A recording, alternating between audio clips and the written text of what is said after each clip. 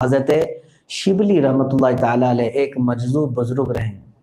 ان کے متعلق بڑی عجیب و غریب بات ملتی ہے کہ زندگی بھر اپنے آپ کو قید میں رکھے ایک جھوپڑی میں، نہ لوگوں سے ملاقات کرتے، نہ زیادہ اپنی ہاں ایک بات یہ بھی یاد رکھیں کہ زیادہ تعریف اپنی آپ کی پسند کرنا یہ بھی نفس کی خواہشات میں سے، نفس موٹا ہو جاتا ہے لوگ جب زیادہ تعریف کرنے لگ جاتے ہیں، آدمی کے اندر غرور اور تکبر بھی آتا ہے۔ حضرت شبلی رحمۃ اللہ تعالیٰ علیہ جس علاقے میں رہتے تھے، اس علاقے کا جو گورنر تھا، حاکم تھا، وہ بہت سخت بیماری میں مبتلا تھا، لا علاج بیماری تھی، کئی اطباء حکماء علاج کر کر کے تھک چکے تھے۔ ایک مرتبہ ایسا ہوا کہ ان کی جھوپڑی میں ایک شخص آتا تھا حضرت شبلی رحمۃ اللہ علیہ کی، جو اس حاکم کے ہاں بھی جایا کرتا تھا۔ اس شخص نے اپنے حاکم گورنر سے کہا کہ میں ایک درویش کو جانتا ہوں جو فلاں جگہ جھوپڑی میں رہتے ہیں، آپ ان کے پاس چلیں، ہو سکتا ہے آپ کی بیماری کے لیے وہ کچھ علاج دے دیں۔ حاکم نے کہا بڑے بڑے حکیم اور طبیب عاجز آ گئے ہیں، اب کسی فقیر درویش کی کیا بات۔ بہرحال ڈوبتے کو تنکے کا سہارا گیا۔ حضرت شبلی رحمۃ اللہ تعالیٰ علیہ نے اس سے مصافحہ کیا اور اپنا پانی پیا ہوا اس کو دیا یا دم کیا۔ وہ واپس اپنے مقام تک آنے سے پہلے اپنی لا علاج بیماری سے شفا یاب ہو چکا تھا، الحمدللہ۔ ہاں، شفا دینے والا اللہ ہی ہے، مگر ذریعہ کسی کو بھی بناتا ہے۔ اس حاکم کے دل میں ان کی بڑی عزت ہو گئی حضرت شبلی رحمۃ اللہ علیہ۔ اس نے کہا اتنے زمانے سے ہمارے علاقے میں ایک ایسے مستجاب الدعوات بزرگ موجود ہیں اور ایسے پہنچے ہوئے سالک موجود ہیں جن سے ہم ہی واقف نہیں تھے، جن کی دعاؤں کی تاثیر یہ ہے کہ لا علاج مرض میرا صحیح ہو چکا ہے۔ تو اس نے کہا کہ سارے لوگوں کو لے جا کر کے ان کو بڑی عزت دی، بڑے تحفے دیے۔ اس کے بعد کہا کہ حضور اب آپ اس جھوپڑی میں اور اس خیمے میں نہیں رہیں گے، آپ چلے علاقے کی سب سے بڑی جامع مسجد میں آپ امامت فرمائیں گے اور پوری مخلوق آپ کے پیچھے آپ کی اقتداء میں نماز پڑھے گی۔ آپ نے بہت منع کیا کہ مجھے رہنے دو میرے حال پر، وہ نہ مانے، اصرار کیے۔ سبوں نے جب اصرار کیا تو آپ نے قبول کر لیا۔ بات مشہور ہو گئی کہ اس علاقے میں ایک بہت بڑے ولی رہتے ہیں، کامل بزرگ ہیں، جن کی دعاؤں سے، جن کے دم سے حاکم وقت کو صحت یابی ہو گئی، سب جگہ بات پھیل گئی، افواہ ہو گئی۔ دوسرے دن جمعہ کے دن بھیڑ اتنی کثرت سے تھی کہ لوگ سڑکوں پر بھرے ہوئے تھے کہ اس بزرگ کو دیکھنے کے لیے کہ کون ہے یہ اللہ والے جن کی کرامتوں کا شہرہ ہو چکا تھا۔ حضرت شبلی رحمۃ اللہ تعالیٰ علیہ جو زندگی بھر اپنے نفس سے مقابلہ کرتے رہے، کبھی شہرت کو پسند نہیں کیا، کبھی اپنی تعریفوں کو نہیں پسند کیا، تو آج آپ کو ایسا لگنے لگا کہ لوگ آج مجھے ہاتھوں پہ اٹھا لیں گے، سروں پہ بٹھا لیں گے، پلکیں بچھا دیں گے۔ یہ سب ہوتا ہی ہے دنیا کے ساتھ۔ حضرت شبلی رحمۃ اللہ تعالیٰ علیہ نے ایک ایسا کام کیا جو بظاہر ہمیں دیکھنے میں بہت برا لگتا ہے، بہت برا لگتا ہے۔ میں یہ نہیں کہوں گا کہ شرعی اعتبار سے یہ کام کیسے ہیں، کیا ہے، اس پر کچھ لوگ بات کریں تو ان کی مرضی، لیکن اولیاء وقت وہ ظاہر سی بات ہے وہ اس جہاد میں مصروف ہیں نفس کے۔ شہر کی ایک طوائف تھی، بدنام زمانہ عورت، اس کو آپ نے کچھ پیسے دیے اور ایک لکڑی دی، کہا کہ کل جب میں جمعہ میں جا رہا ہوں تو آ کر کے تم مجھے لکڑی دے دینا، اور یہ کہنا کل رات تم میرے گھر یہ بھول آئے تھے یا یہ مجھے دے چکے تھے، واپس لے۔ اس خاتون نے کہا ٹھیک ہے۔ حضرت شبلی رحمۃ اللہ علیہ جامع مسجد تک پہنچ رہے تھے، بھیڑ اتنی تھی کہ لوگ جوق در جوق آپ سے مصافحے کے لیے ٹوٹ رہے تھے۔ وہ عورت تیز آواز سے پکارتی ہے، کہا کہ فلاں سنو، کل رات تم یہ لکڑی میرے ہاں چھوڑ آئے تھے، یہ لے لو، واپس تمہاری ہے۔ اور علاقے کے لوگ اس طوائف کو جانتے تھے، بدنام زمانہ تھی۔ سبوں نے کہا کہ شبلی کا اس عورت کے گھر کیا کام رہا ہوگا۔ بس یہی بدگمانی تھی لوگوں کی کہ یہ بنا ہوا درویش ہے اور راتوں پہ جاتا ہے عیاشی کرنے کے لیے۔ ہم سب کے سامنے ایک عورت آ کر کے اب اس کو واپس کر رہی ہے۔ سبوں نے اسی وقت پتھر مارنا شروع کیا اور سب بھیڑ چھٹ گئی۔ کچھ لوگوں نے آپ کے جبے پھاڑ دیے، کپڑے پھاڑے، مسجد تک جانے نہیں دیا گیا آپ کو، اور آپ واپس آ گئے اور اپنے خیمے میں آ کر کے خوب ہنسنے لگے اور کہا اے نفس، آج میں نے تجھے زیر کر دیا، تو تعریفوں کے بہت اعلیٰ سطح پر پہنچ چکا تھا، لوگ تجھے بہت چاہ رہے تھے اور تو خوش ہو رہا تھا، لیکن آج ایسی نوبت آ گئی کہ لوگوں نے تیرے کپڑے پھاڑ دیے، تجھے بے عزت کر دیا۔ تو نفس کے ساتھ جہاد ان لوگوں کا ایسا ہوتا تھا۔ میرے عزیزو، آج کچھ ہی چیزوں سے ہم بچ نہیں پا رہے ہیں۔ میں تو بارہا اپنے بچوں سے کہہ رہا ہوں، میں خاص طور پر اپنے نوجوانوں سے یہ گزارش کروں گا کہ اس زمانے میں اگر تم دوسرے تمام چیزوں کو بچاؤ گے کہ نہیں بچاؤ گے الگ مسئلہ ہے۔ ایک زمانہ تھا کہ ہم بار بار آنکھوں کی حفاظت پر اور اپنی زبان کی حفاظت پر بہت کہا کرتے تھے، لکھا بھی گیا ہے، کیونکہ یہ بہت ڈینجر دو چیزیں ہیں جو انسان کو تباہی کی طرف لے جاتی ہیں۔ لیکن میں آج ہٹ کر کے یہ کہنا چاہوں گا، آج اگر تم اپنی انگلیوں کو صرف بچا لیے، میں سمجھتا ہوں بہت ساری چیزوں سے بچ جاؤ گے۔ ہو سکتا ہے آپ پوچھیں کہ انگلیوں سے کیوں؟ کیونکہ تمہارے ہاتھوں میں موجود جو موبائل ہے، انہی انگلیوں سے ٹچ کرتے ہو، اور جو چیزیں تمہاری اسکرین پر آتی ہیں، پھر اس سے یا تو تمہاری نگاہیں گناہ کرتی، پھر اس کے بعد تمہارا پورا وجود گناہ کرتا ہے، پھر یا تو زبان بھی گناہ کرتی ہے، ہر چیز گناہ کر جاتے ہیں۔ کاش یہ انگلیوں کو اس موبائل کی اسکرین پر جانے کے وقت اللہ رب العزت کے حاضر ہونے کا، اس کے ناظر ہونے کا تصور کر لیں کہ وہ مجھے دیکھ رہا ہے اور رب تبارک و تعالیٰ حاضر ہے، تو اتنا تصور کر لیں اور یہ انگلیوں کی حفاظت کر لیں۔ اس لیے یہ بات مجھے آج کہنی پڑی میرے عزیزوں۔ اب توجہ سے سنیں اس بات کو۔ میں نے شاید پچھلے جمعہ بھی عرض کیا تھا، میں نے اخبار کی ایک رپورٹ دیکھی جس میں یہ دعویٰ کیا گیا ہے کہ لاک ڈاؤن کے اس ماحول میں سب سے زیادہ اگر کوئی چیز چلی ہے تو پورنوگرافی والی ویب سائٹ چلی ہے، سب سے زیادہ۔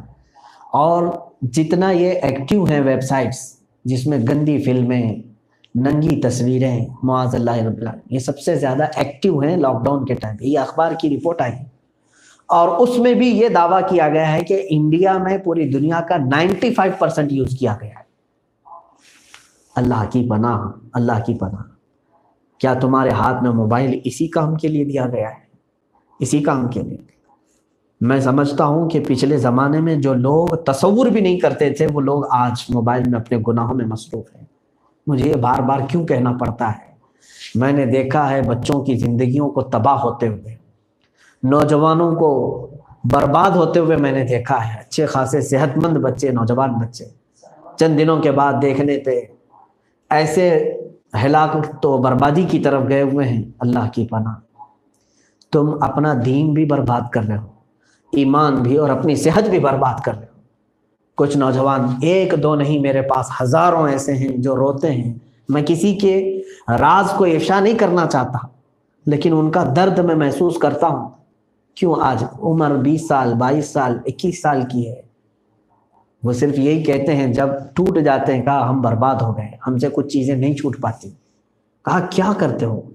تمہارے لیے آج اتنا آسان نہیں ہے کہ تم فوراً جا کر کے زنا کر لو۔ کہا زنا سے بھی بدترین چیز ہو جاتی ہے، معاذ اللہ۔ عزیزان گرامی، یہ ایسی چیز ہمارے ساتھ آج موجود ہے، میں سمجھتا ہوں یہ ایٹم بم ہے جو تمہارے تمام اخلاقیات کو تباہ کر دیتی ہے چند ہی منٹوں میں۔ ان نوجوانوں کو بھی میں نے دیکھا جو الحمدللہ نماز کے پابند رہے اور دینی کاموں کے معاملات میں بھی وہ سرگرم ہیں، لیکن پھر بھی اپنے آپ کو ان تمام چیزوں سے بچا نہیں پا رہے ہیں۔ تو یہ کتنی خطرناک چیز تمہارے ساتھ ہے۔ اگر تم نے اپنے نفس کو کنٹرول نہیں کیا تو صرف تمہارے پاس موجود یہ موبائل ہی تمہیں ہلاک کر کے جہنم میں لے جانے کے لیے کافی ہے۔ اور ایک بات سمجھ کر کے چلیں، کوئی تمہیں اس وقت یعنی ایسا نہیں ہے جو ڈنڈے کے ڈر سے، اپنے مار کے خوف سے تمہیں یہ چھڑا پائے گا۔ کب تک؟ کچھ بچیاں وہ ہیں جو لڑکیاں ماں باپ کے ڈر سے موبائل چھپاتے رہتی ہیں، ادھر سے ادھر چھپاتی رہتی ہیں۔ کچھ نوجوان بچے، ٹھیک ہے تم پاسورڈ رکھ لو، فنگر پرنٹ کے ذریعے سے لاک کر لو، تمام چیزیں، کیوں بھائی نہ دیکھ لے، باپ نہ دیکھ لے، ماں نہ دیکھ لے۔ اے میرے عزیز، کاش تمہارے ذہن میں اتنی بات ہوتی، ہزاروں لوگ نہ دیکھیں مگر میرا مولا تو دیکھ رہا ہے، جس کے حضور مجھے حاضر ہونا ہے وہ تو دیکھ رہا ہے۔ میرے ماں باپ کیا، میرے بھائی بہن کیا، وہ خود اپنے حساب میں رہیں گے قیامت کے دن، ان کو اپنا خود کا حساب دینا ہوگا۔ لیکن مجھے خود کا میرا جو حساب دینا ہے اس وقت میرے بھائیوں سے نہیں پوچھا جائے گا کہ تم دیکھ رہے تھے کہ نہیں دیکھ رہے تھے یہ جب گناہ کر رہا تھا، بلکہ رب تبارک و تعالیٰ نے خود ہمارے ساتھ نگراں فرشتے بھی مقرر کیا ہے۔ وہ اتنے ایکٹیو ہیں کہ قرآن کہتا ہے ما یلفظ من قول الا لدیہ رقیب عتید، تمہارے منہ سے ابھی لفظ نکلا نہیں رہتا کہ وہ دونوں فرشتے تیار بیٹھے ہوتے ہیں تمہاری چیزیں لکھنے کے لیے، کرامن اور کاتبین یعلمون ما تفعلون، جو کچھ تم کرتے ہو وہ سب جانتے ہیں۔ عزیزان گرامی وقار، آج ایک اور بات مجھے عرض کرنا ہے۔ میں نے عذابات کو دیکھا، خاص طور پر مجھے ہمارے ایک بڑے مخلص اور کرم فرما انہوں نے توجہ دلائی اور کہا کہ شاید یہ وجہ بھی ہو سکتی ہے، تو میں نے کہا بالکل، پچھلی قوموں پر جو عذابات آئے تھے، حضرت نوح علیہ السلام کی قوم پر، شعیب علیہ السلام کی قوم پر، حضرت صالح علیہ السلام کی قوم پر، ہود علیہ السلام کی قوم پر، کئی قوموں پر، موسیٰ علیہ السلام کی قوم پر جو عذابات آئے ہیں اللہ کے، ان میں سے ایک عذاب سب سے الگ آیا ہے، وہ حضرت لوط علیہ السلام کی قوم کا عذاب۔ حضرت لوط علیہ السلام کی قوم پر جو عذاب آیا، ان کا جو سب سے بھیانک جرم تھا وہ ہومو سیکسولیٹی، گےازم، یعنی مرد کا مرد سے خواہش پوری کرنا، جس کو لواطت کہا جاتا ہے۔ تو یہ اس وقت ایسا گناہ تھا کہ اللہ نے قرآن میں خود فرمایا ہے کہ تم لوگوں نے ایسے گناہ کی ایجاد کی جو تم سے پہلے لوگوں نے کبھی نہیں کیا تھا۔ وہ عورتوں کو چھوڑ کر مردوں کے ساتھ غلط کاریاں کرتے تھے۔ تو گےازم کو جو ان لوگوں نے ایجاد کیا، تو رب تبارک و تعالیٰ کا قہر اتنے جلال میں آیا، 3 طرح کے عذابات انہیں دیے گئے تھے۔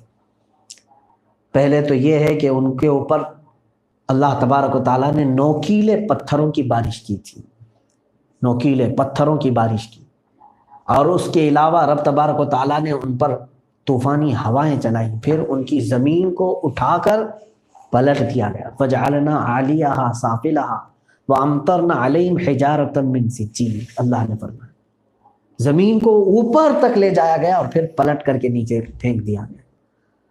تو اللہ تبارک و تعالیٰ نے جو یہ سخت ترین عذاب دیا ہے، ویسا عذاب پھر کسی دوسری قوم پر نہیں آیا۔ اندازہ کر رہے ہیں آپ؟ جتنے نبیوں کے عذابات کو آپ دیکھیں گے، میں اپنی اسٹڈی کے مطابق بتاؤں، سب سے خطرناک عذاب اور اللہ کا سب سے بڑا جلال جو دیکھنے کو ملا ہے وہ حضرت لوط علیہ السلام کی قوم پر، کیونکہ وہ جس طرح کے گناہ میں مبتلا تھے، حالانکہ دوسری قومیں انبیاء کو تک قتل کر چکی، بہت سارے یہودی انبیاء کو قتل کی، لیکن سب سے دردناک عذاب یہ لوط علیہ السلام کی قوم کو آیا۔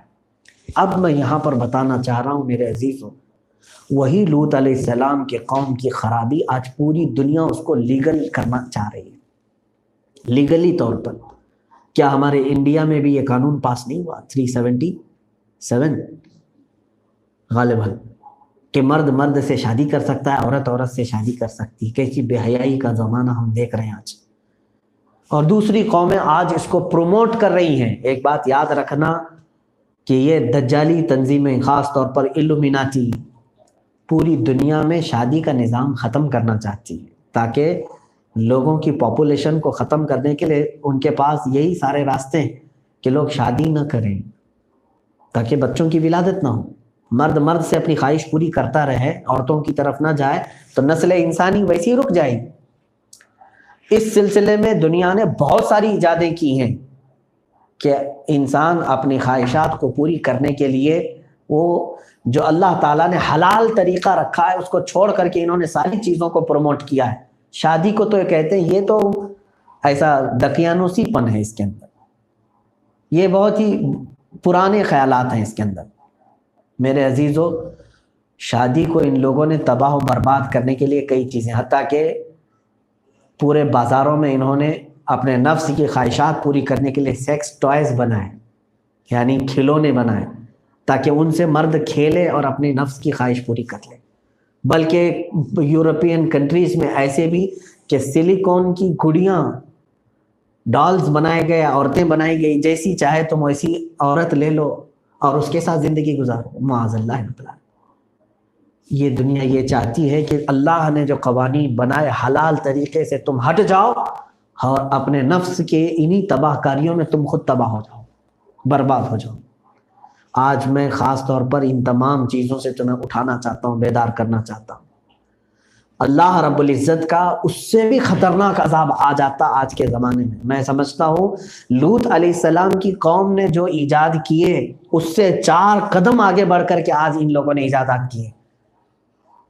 اس زمانے میں اپنے خواہشات کو پورا کرنے کے لیے نقلی گڑیاں ڈالز نہیں بنائے گئے ہوں گے۔ وہ گیئزم کے شروعات تو ان کے زمانے میں رہی، لیکن اس زمانے میں اور 4 قدم آگے بڑھے۔ میں سمجھتا ہوں اللہ کا اس سے بھی ہولناک عذاب آتا اگر میرے مصطفیٰ صلی اللہ علیہ وسلم ہمارے درمیان نہ ہوتے۔ یہ اللہ کا وعدہ ہے، ویسا خطرناک عذاب اب امت محمدیہ پر نہیں دیا جائے گا، لیکن ویسا عذاب نہ آئے، لیکن اس سے کم عذابات تو آ ہی جائیں گے۔ اور میں سمجھتا ہوں اس زمانے کا سب سے بدترین عذاب کچھ ہے تو وہ یہ ہے کہ آپ نفس کی خواہشات میں ایسے ملوث ہو گئے کہ کفر پر آپ کی موت آ گئی۔ اور یہ اللہ کی سب سے بڑی پکڑ ہے کہ دنیا میں ختم ہونے کے بعد جب تم آخرت میں جاؤ گے اپنے کفر کی بنیاد پر جہنم میں ڈالے جاؤ گے، 100 سال، 1000 سال، لاکھ سال، کروڑ سال، نہیں پتا کتنے سال، بلکہ ہمیشہ ہمیشہ کے لیے دوزخ میں رہ جاؤ گے اگر کفر پر موت ہو گئی۔ ڈرو اس بات سے، فاتقوا النار التي وقودها الناس والحجارہ، ڈرو اس آگ سے جس کا ایندھن اللہ نے انسانوں کو اور پتھروں کو بنایا ہے، اعدت للکافرین، جو کافروں کے لیے تیار کی گئی ہے۔ قرآن میں اللہ نے فرمایا یا ایھا الذین آمنوا قوا انفسکم واہلیکم نارا، اے ایمان والو اپنے آپ کو اور اپنے اہل کو، اپنے گھر والوں کو بچاؤ اس آگ سے، وقودها الناس والحجارہ، جس کا ایندھن لوگ اور پتھر ہیں، علیہا ملائکۃ غلاظ شداد لا یعصون اللہ ما امرهم، اس پر اللہ کے سخت ترین فرشتے مقرر ہیں جو اللہ کی ایک پل کے لیے بھی نافرمانی نہیں کرتے۔ اے میرے عزیزو، آج کی اس ماحول میں آپ کو میسج یہ دینا چاہوں گا، جتنا اپنے آپ کی تربیت کر سکتے ہو کرو۔ پہلے دور میں یہ جو آج آپ دیکھ رہے ہیں عملیات، تعویذ، بہت ساری چیزوں کے لیے آپ کچھ عاملین کے پاس جاتے ہیں۔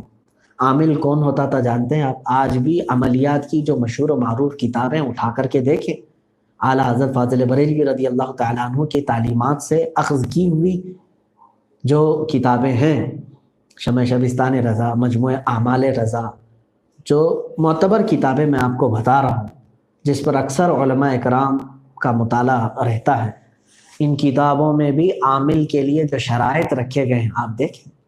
آپ کی تعویذ اثر کب کرتی ہے، آپ کے دعا درود دم میں کب اثر ہوتا ہے، اس کے لیے انہوں نے یہ رکھا ہے کہ کچھ اعمال کے کچھ وظائف ایسے ہیں جن کی زکوٰۃ دینی ہوتی ہے۔ مثال کے طور پر اگر آپ لا الہ الا انت سبحانک انی کنت من الظالمین، یہ آیت کریمہ ہے، اس کے عامل بننا چاہتے ہیں تو 1.25 لاکھ مرتبہ اس کو پڑھیں، 1,25,000 مرتبہ۔ اس کے پڑھنے کے آداب بھی بتائے گئے، ہر ایک کے زکوٰۃ کے الگ الگ طریقے ہیں، اس کو زکوٰۃ کہتے ہیں، میں یہ بتا رہا ہوں۔ اور میرے عزیزوں، ان میں سب سے پہلی جو شرط رکھی گئی ہے، 2 طرح کے ترک ہیں، ترک جلالی، ترک جمالی، یہ عاملین کی زبان میں۔ اب وہ عاملین اٹھ گئے، سب ڈھونگی بابا آ گئے ہیں ہر جگہ پر، کیونکہ یہ نان انویسٹمنٹ بزنس ہے۔ کوئی بھی بیٹھ جائے کسی بھی نکڑ پر، اس کے ہاں 4 عورتیں آ ہی جائیں گی، اور اگر تکا اس کا لگ گیا تو بابا کی دکان بھی چل گئی، وہ تو کوئی بھی چلا لیتا ہے۔ لیکن جو اصل عامل ہوتے تھے ان کو ترک جلالی اور ترک جمالی 2 چیزیں کرنی پڑتی تھی۔ ترک جلالی کیا ہے، ترک جمالی کیا ہے، تفصیلات ہیں، مختصراً میں یوں عرض کروں۔ ترک جلالی جو ہے اس میں 40 دن تک کے لیے اس کو اپنے آپ کو ہر چیز سے روکنا ہوتا ہے۔ ترک کا مطلب ہوتا ہے روکنا اپنے آپ کو، نفس کے خلاف کرنے کے لیے اپنے آپ کو۔ کیا کیا چیزیں؟ وہ کوئی بھی گوشت، مچھلی، انڈا، اس طرح کی کوئی بھی چیز نہیں کھائے گا، لہسن پیاز نہیں کھائے گا، بہت سارے تیل جو نچوڑے گئے ہیں ان تمام چیزوں سے اپنے آپ کو بچائے گا، حتیٰ کہ وہ ہانڈیاں بھی جرمن کی، اسٹیل کی نہیں استعمال کرے گا، مٹی کی ہانڈی، لکڑی کے چمچ استعمال کرے۔ اور پھر کوئی سلا ہوا کپڑا نہیں پہنے گا، اور ناخن بال وغیرہ کوئی چیز نہیں کاٹے گا، خوشبو صابن وغیرہ نہیں لگائے گا۔ جو احرام میں پابندیاں ہیں وہ پابندیاں بھی اس کے ساتھ رہیں گی، پلس کھانے پینے کی۔ اگر بیوی والا ہو تو اتنے دن تک اپنی بیوی کے ساتھ نہیں رہے گا۔ یہ ترک کرتا ہے۔ ظاہر سی بات ہے یہ آسان کام نہیں ہے، بولنے میں آسان لگ رہا ہے کہ وہ خود اپنے ہاتھ سے پکائے گا، بھاجی پکائے روٹی پکائے، بھاجی پکائے روٹی پکائے، یہی کھاتا رہے، سوکھی دال بغیر بگارے ہوئے، اور پھر چاول لے اسی پر 40 دن گزریں گے، اس کا جسم کی حالت الگ ہو جاتی ہے۔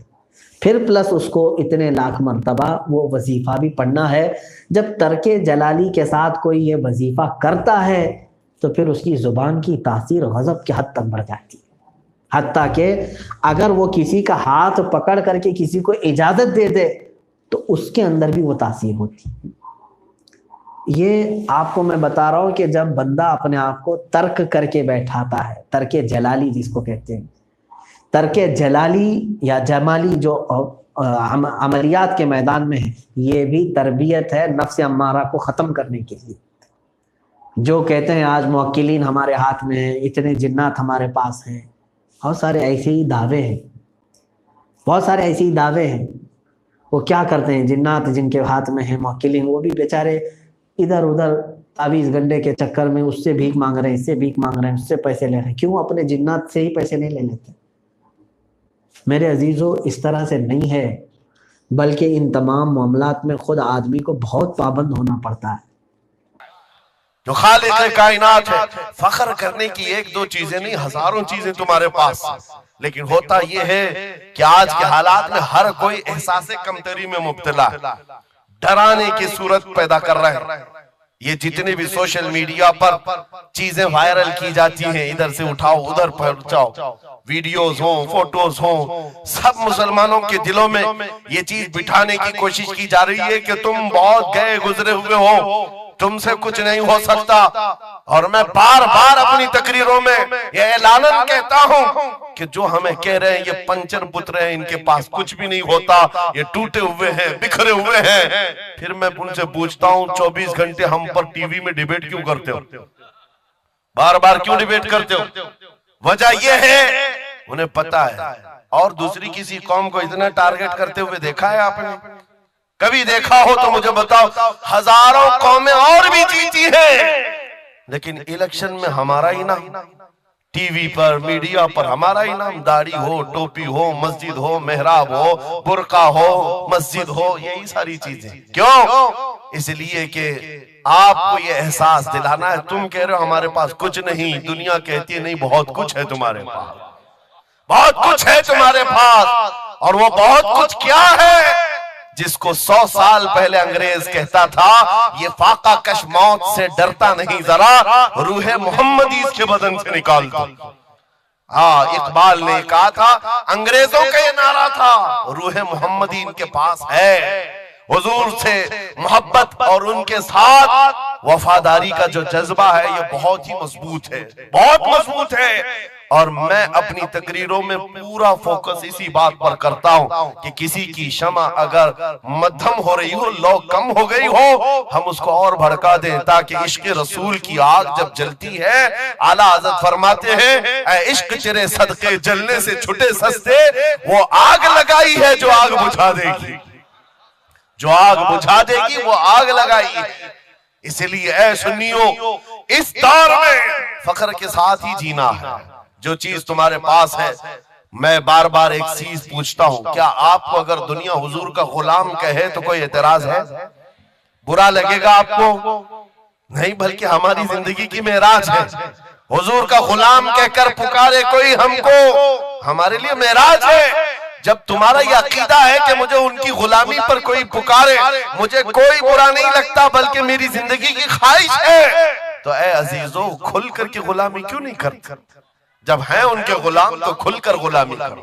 یہ داڑیاں چھپا کر کے، ٹوپیاں چھپا کر اور کامن بننے کے چکر میں، سیکولر بننے کے چکر میں منافقت کا دروازہ کیوں کھٹکھٹاتا ہے؟ اگر نبی پاک صلی اللہ علیہ وسلم کے تو پورے وفادار انہی کے بن کر رہا۔ آؤ میں دو چند مثالیں آپ کے سامنے رکھنا چاہتا ہوں صحابہ کرام رضوان اللہ تعالی علیہ مجمعین کی، جو فرسٹ پرائیورٹی تھی، سب سے پہلا درجہ کس بات کے لیے رکھتے تھے، جس کی وجہ سے رب تبارک و تعالیٰ نے ان کو اوج ثریا پر پہنچایا ہے، جس کے لیے شاعر کہتا ہے ایک عرب نے آدمی کا بول بالا کر دیا، خاک کے ذروں کو حمدوش ثریا کر دیا، خود نہ تھے جو راہ پر اوروں کے ہادی بن گئے، کیا نظر تھی جس نے مردوں کو مسیحا کر دیا۔ وہ صحابہ کی ذات آپ کو بتاتا ہوں، انس بن نزیر ایک صحابی، حضور ان کے گھر پر اکثر جایا کرتے تھے، دوپہر کا وقت تھا، نبی پاک صلی اللہ علیہ وسلم انس بن نزیر کے گھر پر آئے ہوئے، یہ وہ صحابی جوان صحابی اور ان کی بیوی تھی، اور یہ بات بھی بڑی مشہور ہے کہ وہ اپنی بیوی سے حد درجے محبت کرتے تھے اور عشق کرتے تھے، ظاہر سی بات ہے اپنی بیوی سے کرتے تھے، بہت محبت کرتے تھے۔ نبی پاک صلی اللہ علیہ وسلم ان کے گھر تشریف لے گئے، تھوڑی دیر میں ایک قاصد آیا خط لے کر کے، مکہ والوں کی طرف سے کوئی خط تھا، کسی نے حضور پاک صلی اللہ علیہ وسلم کو خط بھیجا، حضور نے خط لیا، انس بن نزیر سے کہا پڑھو، انس بن نزیر نے خط پڑھ کر کے سنایا کہ مکہ والے جنگوں کی تیاریاں کر رہے ہیں، فلاں جگہ سے فلاں قبیلہ آ رہا ہے، ایسی ایسی تیاریاں، خط میں یہ اہم معاملات لکھے گئے تھے، سیکریٹ تھے۔ حضور پاک صلی اللہ علیہ وسلم نے خط کو بند کروایا، انس بن نزیر سے کہا، توجہ، فرسٹ پرائیورٹی کیا ہوتی ہے؟ انس بن نزیر سے کہا یہ میرا راز ہے جس کی حفاظت تمہارے لیے ضروری، تمہارے علاوہ کسی کو یہ خط کی خبر نہیں ہونی، بس نبی پاک نے فرما دیا تو فرمایا۔ صحابہ کا اب عمل کیا ہے؟ حضور ان کے گھر سے اٹھ کر کے باہر جا رہے، تشریف لے گئے، تھوڑی دیر میں بیوی اندر سے آئی، محبوبہ تھی، عشق کرتے تھے، محبت کرتے تھے اپنی بیوی سے، آئی، کہا انس بن نزیر سے، کہا کہ اللہ کے رسول آئے تھے، گھر میں کیا باتیں چل رہی تھی؟ انس بن نزیر نے کہا میری محبت اپنی جگہ پر، رسول اللہ کی عزت کا مقام اور ہے، اس راز کی بات میں تمہیں میں شریک نہیں کر سکتا، میں نہیں بتا سکتا۔ حد درجہ عشق کرتے، محبت کرتے اس بیوی کو کہا کہ نہیں، یہ بات رسول اللہ کی امانت ہے۔ بیوی نے ہنستے ہوئے کہا انس بن نزیر سے، کہا انس کیا چھپاتے ہو، میں نے سب سن لیا ہے، مکہ والے جنگوں کی تیاریاں کر رہے ہیں، فلاں قبیلہ فلاں جگہ، خط میں نے پورا سن لیا۔ اتنا کہنا تھا بیوی کا، انس بن نزیر کھڑے ہو گئے اور سیدھے گردن پکڑ لی، اپنی بیوی کی جس کو محبت کرتے گردن پکڑ لی، کہا میں اس گردن کو اس وقت تک نہیں چھوڑوں گا جب تک رسول اللہ کا فیصلہ نہ آ جائے، کہیں میں مجرم نہ ہو جاؤں کہ رسول اللہ کے راز کو افشا کرنے کے جرم میں عذاب میں مبتلا نہ ہو جاؤں۔ گردن پکڑ کر کے ہی چلے آئے، بارگاہ مصطفیٰ میں آئے، کہا یا رسول اللہ مجھے معاف کر دیں، میں نے آپ کے راز کی حفاظت کی، لیکن میری یہ عورت گھر کے اندر سے سن چکی تھی، میں گردن پکڑا ہوں، آقا اگر آپ فرما دیں تو میں ختم کر دوں، اس راز کو ہی ختم کر، جس سے حد درجے محبت کرتے تھے اس بیوی کے بارے میں۔ میرے آقا نے فرمایا انس بن نزیر سے گردن چھوڑ دو، وہ میری صحابیہ، جیسے راز تمہارے پاس محفوظ ہے ویسی راز اس کے پاس بھی محفوظ ہے۔ تب انہوں نے گردن ہٹا دی اور اپنی بیوی سے کہا جو کچھ بھی میں نے کیا ہے اس کا برا نہ ماننا، تجھ سے جو عشق محبت ہے وہ اور ہے، رسول اللہ سے جو عظمت اور ان کی عزت جو میرے دل میں ہے وہ اور ہے، ان دونوں کے درمیان کوئی کمپیریزن نہیں ہے، کوئی موازنہ نہیں ہو سکتا۔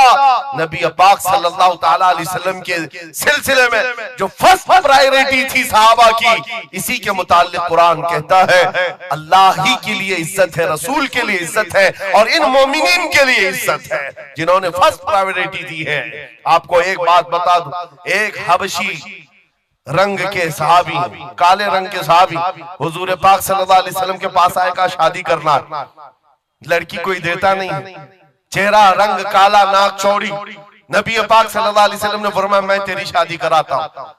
انصار صحابہ میں سے ایک صحابی کے گھر بھیجا ان کو پیغام دے کر کے، اور ان کی بیٹی مدینے کی سب سے خوبصورت عورت، سب سے خوبصورت لڑکی، اور اس کالے رنگ کے صحابی سے کہا جا اس گھر پر، یہ امتحان کے دور ہے میرے عزیز، امتحان کے دور ہے۔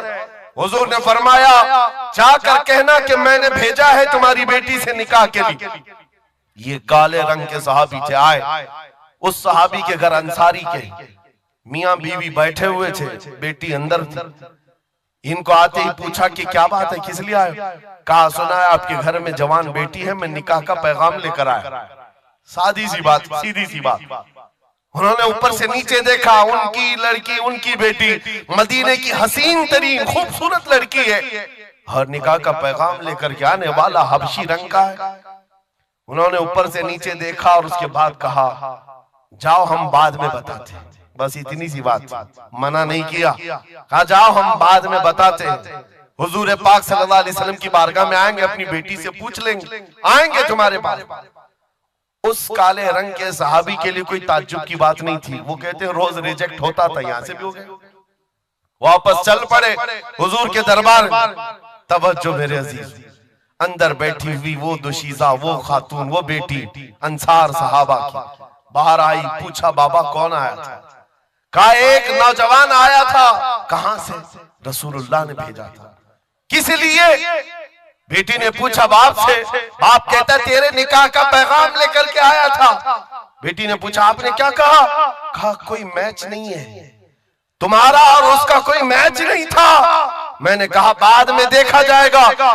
بیٹی وہیں کھڑی ہو کر کے کہتی ہے بابا آپ کو پتا ہے آپ نے کس قاصد کو واپس بھیجا ہے؟ آپ نے اس آنے والے کے رنگ کو دیکھا، بھیجنے والے کے حسن کو نہیں دیکھا۔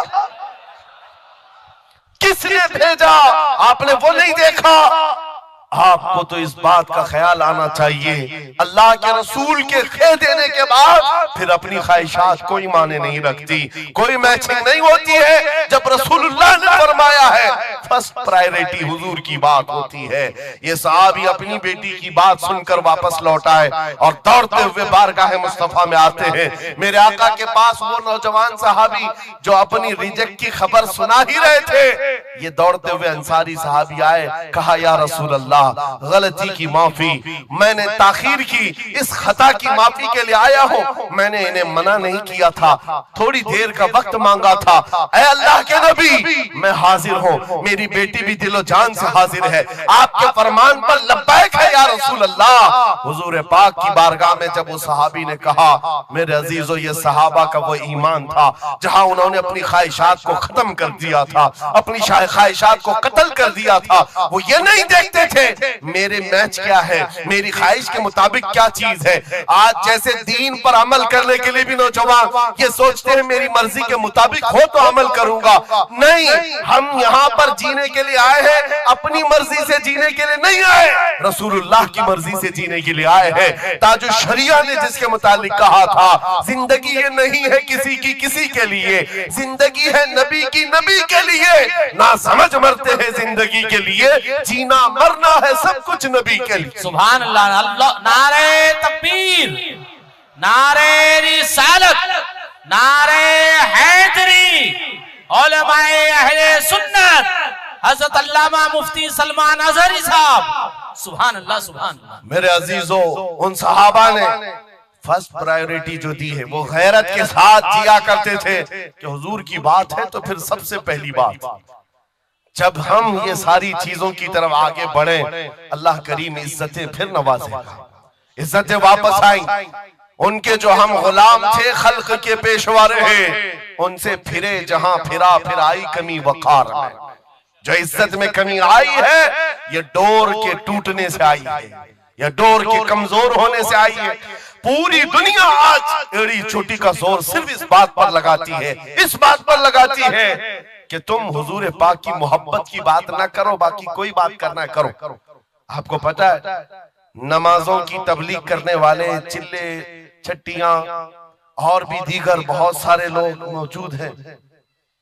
چھٹی شریف تو سرکار غریب نواز کی میں نے ساتھ میں کہہ دیا، لیکن نمازوں کی صرف عمل کی تبلیغ کرنے والی بڑی بڑی جماعتیں ہیں، ان سے نہ گورنمنٹ کو کوئی خطرہ ہے نہ اسرائیل کو خطرہ ہے۔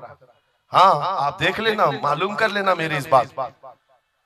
اسرائیل جیسا کٹر دشمن اسلام وہ تک کچھ تنظیموں کو کہتا ہے یہ سیف تنظیمیں ہیں، مسلمانوں میں سیف تنظیمیں کون سی؟ جو صرف نماز روزے کی بات کرتی اور کچھ نہیں کرتی۔ بس ہاں ڈینجر تنظیم وہ ہے جو لبیک یا رسول اللہ کہتی. کیوں؟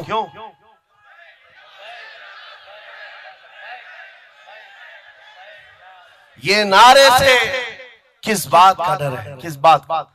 دنیا آج یہ کہہ رہی حضور پاک صلی اللہ علیہ وسلم کی طرف دوبارہ پلٹ آنے والا ان کو پتا ہے میرے عزیزو، نماز نماز، روزہ روزہ، حج حج، زکاة زکاة، یہ اعمال ٹھیک ہے، ہم اس کے منکر نہیں ہیں، ہم بھی عمل کریں گے، لیکن جو قوم حضور کی محبت کی بات کرتی ہے دنیا کو اس بات کا خوف ہے کہ ان جماعتوں کو اگر یہ محبت واپس مل گئی تو پھر یہ عام جوان نہیں رہ جاتا، پھر ان میں کوئی خالد بن ولید کھڑا ہو جاتا ہے، پھر ان کے درمیان صلاح الدین ایوبی آ جاتا ہے، ہاں جو اچھے خاصے لوگوں کی نیند کو حرام کر رکھتا ہے. دنیا کو پتا ہے صلاح الدین کا نام آج یورپ میں صلاح الدین ڈے منایا جا رہا ہے.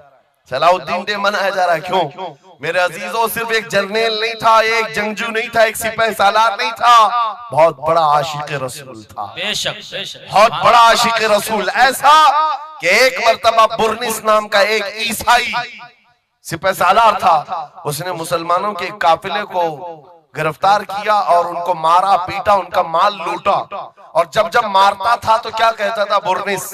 سنو، بہت سارے ایسے جو گیدڑ جتھے میں آ کر حملہ کرتے، وہ برنس اسی قسم کا آدمی تھا. موب لنچنگ کیا مسلمانوں کی ملک شام میں، اور مارتے مارتے ایک جملہ کہتا تھا، کہاں ہے محمد، بلاؤ بچانے کے لیے. حضور پاک کی طرف تانا دیتے ہوئے بار بار مارتا تھا. یہ خبر صلاح الدین کو پہنچ گئی. صلاح الدین کے پاس آ کر لوگوں نے بتایا کہ مسلمانوں کے قافلے کو لوٹا گیا، مارا گیا. لوٹ مار تو ہر جگہ چلتی تھی، لیکن مارنے والا بار بار کہہ رہا تھا، بلا محمد کو. نعوذ باللہ. یہ وہ زمانہ تھا جب صلاح الدین ایوبی کی ایسی بیماری چل رہی تھی جس میں لوگوں نے کہا تھا کہ عنقریب ان کی وفات ہونے والی، موت کے قریب والی بیماری تھی، بستر سے اٹھ نہیں رہے تھے. اس وقت جب یہ خبر دی گئی، صلاح الدین نے کپ کپاتے ہاتھوں سے دعا کیا تھا، مولا بس تھوڑی اتنی زندگی دے دے کہ میں برنس کو بتا دوں، اتنی زندگی اور دے دے. اور اس کے بعد 2.5 سال کا عرصہ گزرا، بستر سے اٹھے، صحیح بھی ہوئے، واقع ہوا، فوجیں ادھر سے ادھر پھیلائی، اور پھر آپ کو پتا ہے تاریخ میں موجود ہے وہ وقت آ ہی گیا، برنس گرفتار ہوا، صلاح الدین ایوبی کی فوج کے نرغے میں آ ہی گیا. کیونکہ تاریخ بتاتی ہے بکرے کی اماں کب تک خیر منائے گی، ایک دن تو بقرعید آتی ہی ہے. صلاح الدین کے بعد جب وہ قیدی گرفتار ہو کر آیا، صلاح الدین کی ایک بات بہت مشہور تھی، وہ بڑے بڑے قیدیوں کو آزاد کرنے میں مشہور تھے، بڑے بڑے جرنیلوں کو، سپاہیوں کو آزاد کرتے تھے. 1 لاکھ سے زیادہ سپاہیوں کو آزاد کیا جو جنگ میں قیدی ہو کر آئے تھے، بہت سارے لوگوں کو آزاد کیا. برنس کو جب گرفتار کر کے لایا گیا اور پھر صلاح الدین ایوبی کے پاس پیش کیا گیا، پوچھا صلاح الدین نے، کیا گمان ہے تیرا میرے متعلق؟ اس نے کہا اب تک جو سنتا آیا وہی ہے کہ آپ رحم دل ہیں، خیر خواہ ہیں اور بہت جلدی آزاد کرتے ہیں. صلاح الدین نے کہا اب تجھے اگر آزاد کیا تو اللہ کا عذاب آ جائے گا، اللہ کا عذاب آئے گا. اور اس کے بعد تلوار اٹھائی، اس کی گردن پر رکھا.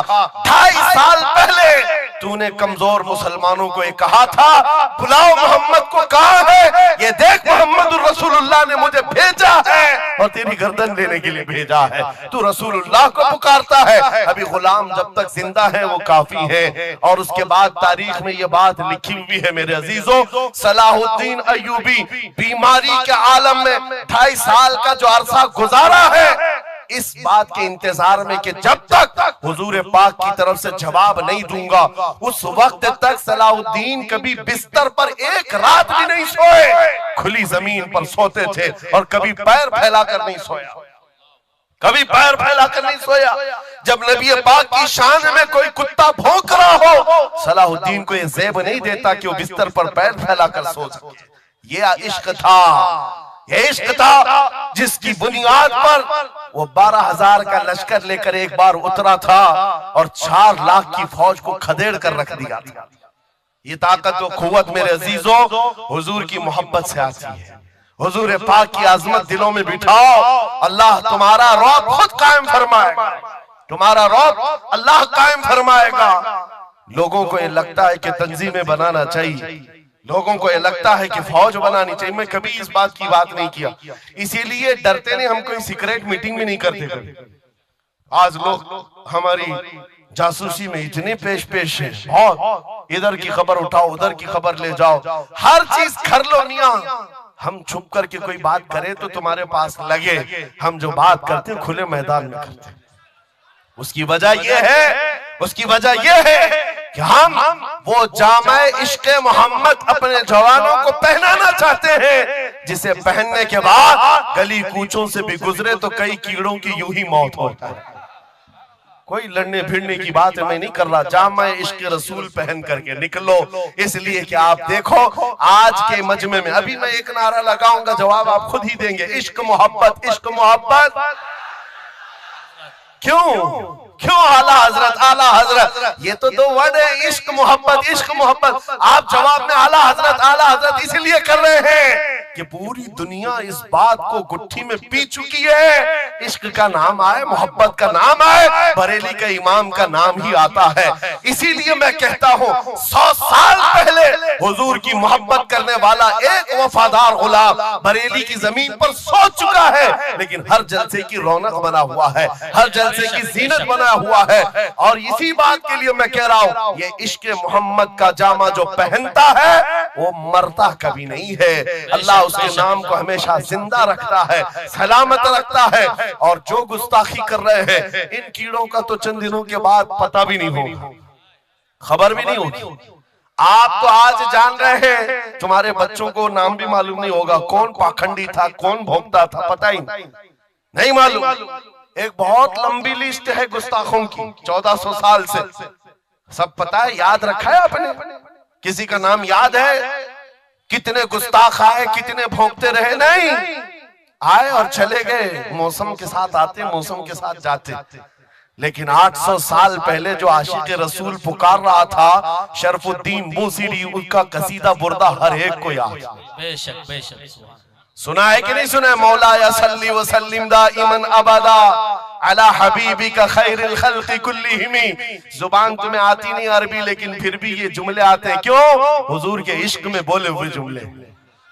बलगल उला बि कमालिही कशफत दुजा बि जमालिही हसनत जमीउ खिसालिही सल्लु अलैहि व आलिही। अरबी में सादी शिराजी ने कहा, लेकिन जब कभी ये बंदा आज भी पढ़ता है तो झूमने लगता है, मतलब माना मालूम भी ना हो। गुस्ताखों को याद नहीं रखा जाता, आशिकों को हर जमाने में याद रखा जाता है। मुझे पंजाबी नहीं आती, लेकिन पंजाबी शायर पीर मेहर अली गोलरवी ने जब हुजूर पाक का दीदार किया और पढ़ा था, तो उनका कसीदा पढ़ते हैं तो झूमने लगते हैं। मुख चंद बदर शाशानी है, माथे चमके लठ नूरानी है, काली जुल्फ ते अख मस्तानी है, मखमूर अखे हिन मद भरिया, उस सूरत नू मैं जान अखा की जान जहां अखा, सच अखा रब दी है कि पूरे साल में एक महीना इस तरह का हमें रिहर्सल करवाया जाता है जो आम दिनों में, दूसरे दिनों में हमारे साथ हो नहीं पाता। यानी सुबह शादी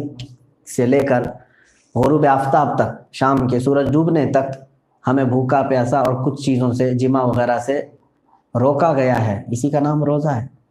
रोज़ा ये मामूली बात नहीं है। जिस चीज़ की उसे आदत लगी है, अचानक वो छोड़ दे, इंसान से ऐसा जल्दी नहीं होता। आदतें बदलना बहुत मुश्किल होता है। दूसरे कई लोग ऐसे हैं जो आदतों को बदलने के लिए पता नहीं कितने कितने दिनों का कोर्स करवाते हैं। मेरे अजीज़ों, यहाँ पर कई लोगों को एक रमज़ान से कई चीज़ों की आदतें बदलने की तौफीक मिल जाती है, मोहलत मिल जाती है। अपने आप को रोक लेना यही है नफ्स के साथ जिहाद और नफ्स के साथ जंग, और वो सबसे बेहतरीन मौका रमज़ानुल मुबारक में।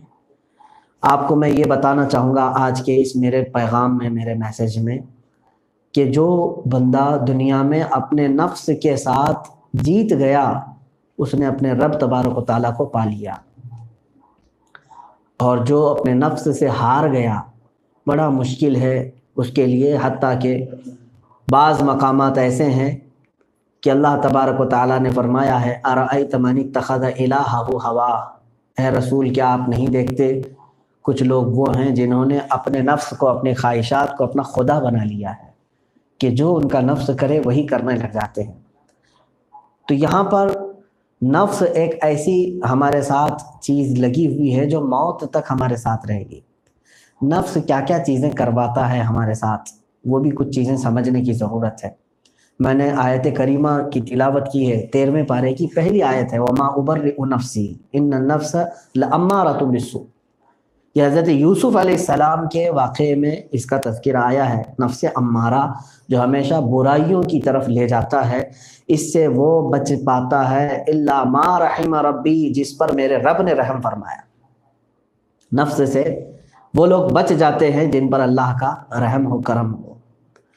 نفس ہر ایک کے ساتھ ہے، اب وہ کیسے آپ پہچانیں گے اس کے سلسلے میں چند باتیں عرض کرتا ہوں۔ خاص طور پر ایک چیز آپ کو معلوم ہوگی کہ ہم زندگی میں جو بھی بری چیزیں ہوتی ہیں اس کا سارا الزام شیطان کے اوپر رکھتے ہیں۔ فجر میں نہیں اٹھا، شیطان سلا دیا، فلاں گناہ کر لیا، شیطان نے کروا دیا۔ شیطان تو کرواتا ہی ہے، اس کی وہ فطرت ہے، شیطان برائیوں کی طرف ہی لے جاتا ہے۔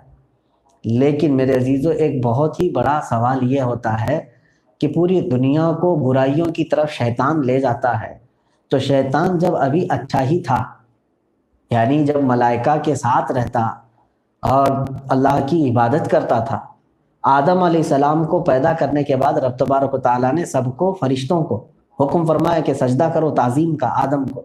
وَإِذْ قَالَ رَبُّكَ لِلْمَلَائِكَةِ إِنِّي جَاعِلٌ فِي الْأَرْضِ خَلِيفَةً، جب یاد کرو اللہ تعالیٰ نے فرشتوں سے فرمایا کہ میں زمین میں اپنا ایک نائب بنانے جا رہا ہوں، اور دوسری جگہ پر اللہ تعالیٰ نے فرمایا فَاسْجُدُوا لِآدَمَ، آدم کو سجدہ کرو۔ سب نے سجدہ کیا سوائے ابلیس کے، شیطان کے۔ اب سوال یہاں پر یہ آتا ہے کہ ہر ایک کو جب شیطان ہی بہکاتا ہے، شیطان ہی گمراہ کرتا ہے، تو اس ابلیس کو کس نے گمراہ کیا تھا اس وقت، جبکہ شیطان ابھی تصور ہی نہیں تھا اس وقت۔ شیطان تو سجدہ نہ کرنے کی وجہ سے شیطان ہوا ہے نا، اس کا نام تو عزازیل ہے۔ وہ عزازیل تھا، عبادت گزار تھا، اس کے سجدے بے شمار تھے۔ وہ آدم علیہ السلام کی بے حرمتی کرنے کے بعد اور اپنی اکڑ اور اپنی انا کی وجہ سے اس کو شیطان کہا گیا۔ تو شیطان بعد میں ہوا، لیکن اس کو کس نے گمراہ کیا؟ مفسرین فرماتے ہیں نفس امارہ، جس نے شیطان کو بھی گمراہ کیا، جو نفس ہمارے ساتھ آج ہے۔ ایک بات یاد رکھ لیں کہ آج اگر چاند نظر آ جائے تو شیاطین کو قید کر لیا جاتا ہے، یہ حدیث پاک میں۔ شیطان سب پورے رمضان المبارک میں قید کر لیے جاتے ہیں، وہ تمہیں بہکانے نہیں آئیں گے، لیکن جس چیز نے شیطان کو بھی گمراہ کر دیا تھا وہ چیز تو ہمارے ساتھ ہی رہے گی، نفس امارہ۔ تو یہ سمجھ کر کے چلے، سب سے بڑی جنگ ہمارے لیے زندگی میں اپنے نفس کے خلاف لڑنا، نفس امارہ کے ساتھ مقابلہ کرنا، اور اس میں اکثر لوگ ناکام ہو جاتے ہیں۔ میرے عزیزو، آج کئی مواقع ہمارے پاس ایسے آئے ہیں۔ ایک تو لاک ڈاؤن جو چل رہا ہے، تقریباً دنیا نے لوگوں کو گھر میں قید کر دیا، اب اس کے بعد رمضان بھی آ رہا ہے۔ تو اس لاک ڈاؤن کو اگرچہ یہودی طاقتیں، دجالی قوتیں جو دنیا میں خرافات کے لیے اپنے ناپاک عزائم اور منصوبے لے کر چل رہی ہیں، ان کے اگرچہ کچھ بھی مفادات ہوں اس لاک ڈاؤن سے، وہ مکر کر رہے ہیں، ہم اس چیز کو محسوس کر رہے ہیں۔ اس لاک ڈاؤن کے پیچھے وہ لوگ جو کچھ بھی اپنے مقاصد رکھتے ہوں، لیکن میرے عزیزو، مسلمان وہ ہے جو کافر کے بنائے ہوئے منصوبوں کو بھی اپنے لیے بہتر طریقے سے استعمال کرنا شروع کرتے ہیں۔ انہوں نے اگر انٹرنیٹ پورے لوگوں کو خراب کرنے کے لیے شروع کیا ہو تو آپ اس کی اچھائیوں کو استعمال کر لیں۔ کسی نے تلوار صرف گردن کاٹنے کے لیے بنایا ہو تو آپ گردن بچانے کے لیے بھی استعمال کر لیں۔ تو ہر چیز کا استعمال آپ بدل سکتے ہیں۔ لاک ڈاؤن اگر وہ برے منصوبوں کے لیے ہو بالفرض، تو میں یہ چاہتا ہوں کہ لاک ڈاؤن کے ذریعے سے آپ اپنے نفس کے جہاد کی تربیت بھی حاصل کر سکتے ہیں۔ آج دیکھیں، ہماری خواہشات کے مطابق بہت ساری چیزیں ہمیں نہیں مل پاتی۔ آج ظاہر سی بات ہے، جو ہم آزادی کے دنوں میں، یعنی لاک ڈاؤن نہیں تھا اس سے قبل، جس طرح کی چیزیں کھا پی رہے تھے، ان چیزوں کی بھی قلت آج ہو گئی ہے۔ اپنے مرضی کے مطابق ساری چیزیں ہم کھا نہیں پاتے۔ گھر میں جس طرح سے بھی چل رہا ہے، بہت سارے تو غریب ایسے ہیں جن کو وہ کھانا بھی میسر نہیں ہے، جو کھانا ہم کھا کر کے چھوڑ دیتے ہیں۔ میرے عزیزو، آج اس لاک ڈاؤن کے ماحول میں نفس کے ساتھ جہاد کرنے کا، نفس کے ساتھ مقابلہ کرنے کا ایک بہترین موقع آپ کو حاصل آیا ہے۔ باہر کی ہوٹلیں بند ہیں، چٹپٹے کھانے نہیں ملتے آپ کو، اور گھومنے پھرنے کی جگہیں بند ہیں۔ اس کے علاوہ خرافات کی جگہیں، اکٹھا ہونے کی جگہیں بند ہیں۔ سینما اور جتنے مال اور بھی بہت ساری چیزیں ایسی ہیں جہاں بندہ چاہ کر کے بھی عام دنوں میں اپنے آپ کو روک نہیں پا رہا تھا، آلریڈی رک گیا ہے۔ بازاروں میں دیکھیں اکثر لوگ اپنی آنکھوں کو بچا نہیں پاتے۔ جب بازار چمکتے دمکتے رہتے ہیں اس وقت اکثر نوجوان اپنی آنکھوں کو بچا نہیں پاتے، آج وہ بچ گئے ہیں۔ بازاروں میں جانے کی پابندی ہے آج۔ تو اس لاک ڈاؤن میں آپ خود اپنے آپ کو کئی چیزوں سے بچانے کی عادت ڈال سکتے ہیں، اور یاد رکھیں اگر کسی عادت کو اپنانا ہو تو بزرگوں نے فرمایا ہے 40 دن تک اگر اس چیز کو وہ چھوڑے رہے گا تو انشاءاللہ وہ عادت کنٹینیو اس کی بن جائے گی۔ کوئی بھی چیز ہو، 40 دن تک اگر کسی چیز کو وہ چھوڑنے کی عادت ڈال لے، انشاءاللہ العزیز امید قوی ہے کہ وہ پھر زندگی میں اس چیز سے ہمیشہ انشاءاللہ بچ جائے گا۔ عادت ڈالنا آج سے شروع کرتے ہیں۔ لیکن یہاں ہو کیا رہا ہے، کچھ خرافات باہر کے تو بند ہوئے، جیسے نگاہوں کی مستیاں، نگاہوں کی آوارگی، یہ جو باہر کرتے تھے وہ چیزیں تو بند ہوئیں۔ بازاروں میں جانا بند ہے، سینما میں جانا بند ہے، اور ساحل پر جانا بند ہے۔ یہ تمام چیزیں تو رک گئی ہیں، لیکن گھر کے اندر موجود لوگوں کے ہاتھوں میں موبائل اور انٹرنیٹ کثرت سے استعمال، اور اس میں بھی فحاشی کے لیے اگر زیادہ استعمال ہو رہا ہے، تو میرے عزیزو آپ نے پھر اس لاک ڈاؤن سے کوئی فائدہ نہیں اٹھایا، بلکہ آپ مزید گناہوں کے شکار ہو گئے۔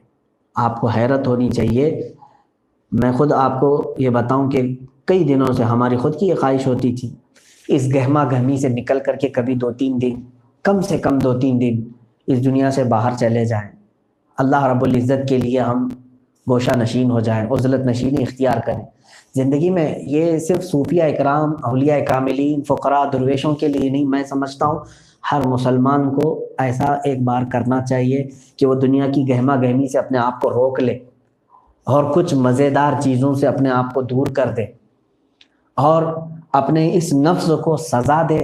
ہو سکے کسی ایسی جگہ پر چلے جائیں جہاں کسی کی رسائی نہیں ہوتی ہو، ہمارے رشتہ دار، دوست، احباب، اقربا، ان سب سے ہماری ملاقات نہ ہوتی ہو۔ ایسی جگہ پر اگر وہ 3 دن ہی کم سے کم عادت ڈال لے تو یہی تو ہے جو صوفیہ کرام مجاہدے کرتے تھے، ان کے چلے ہوتے تھے۔ عزیزان محترم، ہمیں آج دے دی گئی ہے اس طرح کی چیز پابندی لگا کر کے، تو اس کو کیوں ہم اچھائی میں استعمال نہ کریں؟ 2 چیزیں ساتھ میں آ رہی ہیں، ایک لاک ڈاؤن ہے اور دوسرے رمضان المبارک ہے۔ جب ہم عام دنوں میں بھی رہتے تھے تو رمضان میں بہت ساری برائیوں سے بچ جاتے تھے، الحمدللہ، کھانے پینے اور نگاہوں کی خرابی سے بھی ہم بچتے تھے۔ اب آلریڈی ہمارے ساتھ لاک ڈاؤن بھی آ چکا ہے، تو یہ دونوں چیزیں مل کر کے میں سمجھتا ہوں کوئی اگر اپنے نفس کی تربیت کرنا چاہے، انشاءاللہ العزیز یہ مہینہ اس کے لیے درویشوں والا مہینہ ہے۔ اس کے لیے وہ قلندری لے کر کے آئے گا، وہ سلوک کی منزلیں طے کر سکتا ہے، یہ اس کے لیے بہترین موقع ہے۔ اللہ مجھے بھی اس چیز کی توفیق عطا کرے۔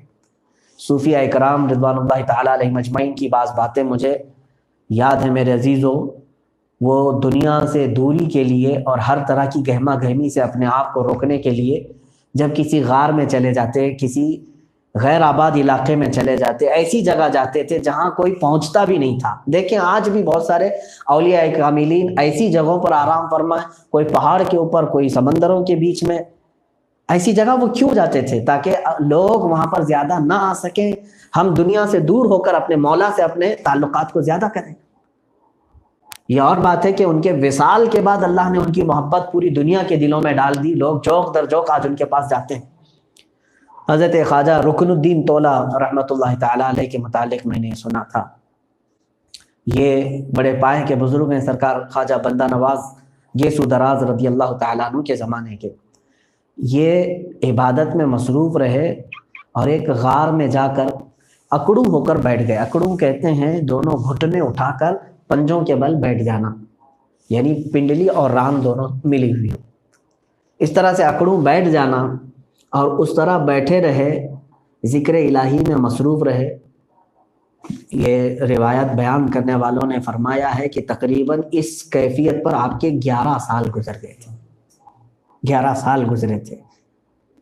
اب وہ صوفیہ اکرام کی زندگی ہے، آپ اس میں عقل کے گھوڑے نہ دوڑائیں کہ وہ کیا کھاتے تھے، کب حاجتوں پہ جاتے تھے۔ جس کی غذا ہی ذکر الہی ہو جائے اس کے لیے کوئی حاجتوں کی ضرورت نہیں رہ جاتی ہے۔ جس نے اپنے روح کی غذا اللہ کے ذکر کو بنا لیا، پھر جسم کو اس کی ضرورت نہیں پڑتی۔ بہرحال 11 سال کے بعد حضرت خواجہ بندہ نواز رضی اللہ تعالیٰ عنہ کے لیے آپ اپنے غار میں کھڑے ہوئے تھے، تب آپ کی پنڈلیوں کا اور رانوں کا گوشت مل چکا تھا، چمڑیاں مل گئی تھی۔ جب آپ کھڑے ہوئے تو دونوں چرچراتے ہوئے پھٹ گئے تھے اور خون جاری ہو گیا۔ تو یہ اتنا لمبا عرصہ وہ مجاہدہ کرتے تھے، کیوں؟ اس کو کہتے ہیں زہد۔ ہر اس چیز سے وہ کنارہ کشی اختیار کرتے جس کی نفس خواہش کرتا ہے۔ نفس ہمارا آج کیا چاہتا ہے؟ عیاشی چاہتا ہے، آرام پسندی اس کو چاہیے، اور اولیاء کاملین ہمیشہ اسے مشقت دینے کی کوشش کرتے تھے، اس لیے کہ مشقتوں سے ہی یہ نفس صحیح ہو سکتا ہے۔ میں نے ایک روایت یہ بھی دیکھی، اللہ تبارک و تعالیٰ نے عقل کو اور نفس کو پیدا کیا۔ عقل عزت والی چیز ہے اور نفس کے اندر غرور ہے، تکبر ہے، میں پن ہے۔ ان دونوں کو اللہ تعالیٰ نے پیدا کیا ہے، عقل کو بھی اور نفس کو بھی۔ تو رب تبارک و تعالیٰ نے سوال فرمایا عقل سے کہ اے عقل بتا تو کون ہے، میں کون؟ عقل نے کہا انا عبدک وانت ربی، اے اللہ میں تیرا بندہ ہوں اور تو میرا رب ہے۔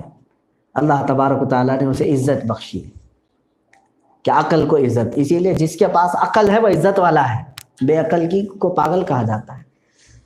نفس سے پوچھا گیا اے نفس تو کون ہے اور میں کون ہوں؟ تو جواب یہ ملا، نفس نے کہا انا انت انت، میں ہوں تو ہے۔ یہ ہے غرور اور تکبر نفس کا۔